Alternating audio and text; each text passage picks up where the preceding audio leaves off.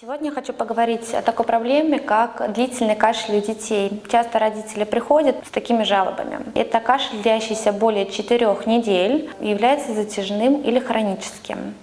В среднем по излечении после ОРВИ кашель проходит через 2 недели, редкий случай до месяца. Основными причинами длительного кашля являются бактериальные инфекции, бронхиальная астма, патология лор органов, а также гастроэзофагеальный рефлюкс. К бактериальным инфекциям относятся такие инфекции, как микоплазма, хламидия, гемофильная палочка, пневмококк, токсокара.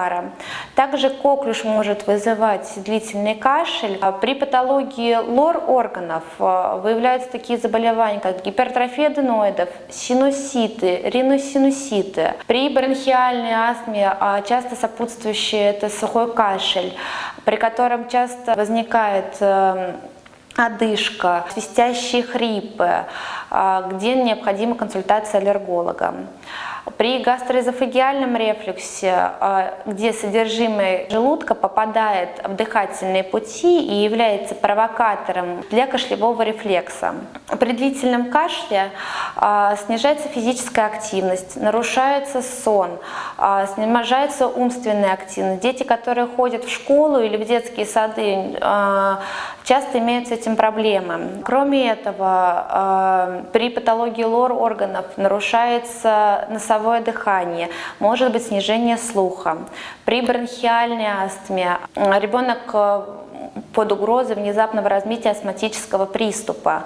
При гастроэзофагеальном рефлюксе могут быть проблемы с пищеварительной системой.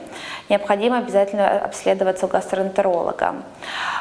Если вы видите, что у ребенка длительный кашель, нужно обязательно обратиться к врачу-педиатру. Возможно, понадобятся дополнительные лабораторные исследования, также консультации специалистов узких, таких как лор, если есть проблемы с носоглоткой, гастроэнтеролога. По завершению всех осмотров и лабораторной инструментальной диагностики будет поставлен диагноз и назначено необходимое лечение.